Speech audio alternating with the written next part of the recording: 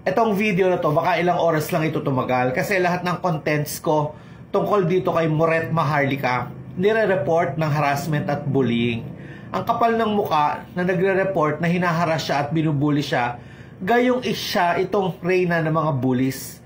Ayaw niyang iparinig sa mga taong bayan ang mga katotohanan tungkol sa pagkatao niya, tungkol sa ugali niya, tungkol sa buhay niya.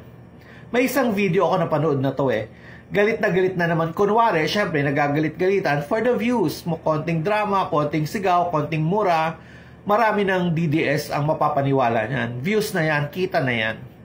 Dito sa isang video, galit na galit, kunwari nga, sa sinabi ni Kong Sandro na nagkaroon ng allergic reaction itong si F. Elisa kaya namamaga yung mukha. Tinatanong niya, dapat daw sabihin kung ano ang naging dahilan at nagkaroon ng allergy. Ba't kailangan mo malaman yan? Yung pagkakaroon ba ng allergy ni F. Elisa is of national security concern? At sino ka naman para mag-demand na dapat sinasabi kung saan siya na allergy? Anong pakialam mo dyan? Tapos eto paulit-ulit, kung pintasan na to si F. Elisa, kung sabihan ng pangit, butod, at kung ano-ano pang mga salita na below the belt. Tingnan mo nga muna yung sarili mo sa salamin para makita mo na hindi ka namang kagandahan. Hindi ka lang maligo ng isang araw, mukha ka ng manika. Manika ng mangkukulam. Ang importante sa buhay, Maharlika Moret, yung may pinagkatandaan, tatanda ka rin, kukulubot din ang balat mo. Ang importante yung may pinagkakatandaan ng isang tao. Ikaw, masasabi mo ba sa sarili mo na may pinagkatandaan ka?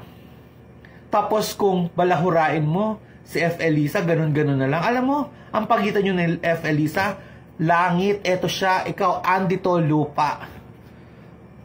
Si F. Elisa galing sa buena familia.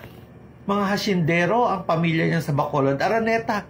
Kahit hindi niya napunta kay PBBM, hindi niya napangasawa si PBBM, mayaman ang mga Araneta. Mga hasyendero ng tubo at asukal. Kung sila, mga hasyendero, baka yung pamilya mo, kayo yung nagbubuhat ng mga tubo sa mga bukirin ni F. Elisa. Si F. Elisa, edukada, abogada. Makikita yan sa kanyang pagsasalita, sa kanyang mga kilos at galaw. Ikaw, nakapag-aral ka ba? Mukhang sa mga sinasabi mo at ikinikilos mo, hindi ka nakapag-aral at walang naiturong mabuting asal ang teacher mo sa'yo. Si F. Elisa, kahit hindi magtrabaho, mabubuhay ng marangya. Masusunod lahat ng gusto. Ikaw, kung di ka napunta ng Amerika, baka labandera ka ngayon dito sa Pilipinas. At nabubuhay ka ngayon sa Amerika sa panluloko ng mga DDS, sa pambubudol mo para sa mga views, sa pag-imbento mo ng mga storya. At nanloloko ka ng mga OFWs na nabubudol mo na inililibre ka sa mga biyahe mo. Hinihingan mo ng donations. Nasa na yung mga pera na ipinapadala ng mga yan? Baka mayat maya nang hihingi ka dyan o nang hihiram ka. Alam naman natin na ang record mo, may mga bad debts ka sa mga credit cards dyan sa United States. Kung malalaman ko lang ang SSN mo, papacheck ko nga ang credit score mo, pati yung 401k mo para makita ko kung anong yabang, saang yabang ka nagagaling at kung makapagsalita ka sa kapwa mo. Yung mga vloggers na tinatawag mong dugyot. Dugyot ang mga vloggers na tinatawag mo. Baka pag nalaman mo mga buhay ng mga tinatawag mong dugyot, magulat ka at mas dugyot ka pa pala. Si F. Elisa, nabubuhay, mawawala dito sa mundo na ito na marangya, may dangal, may credibility, galing sa isang magandang pamilya.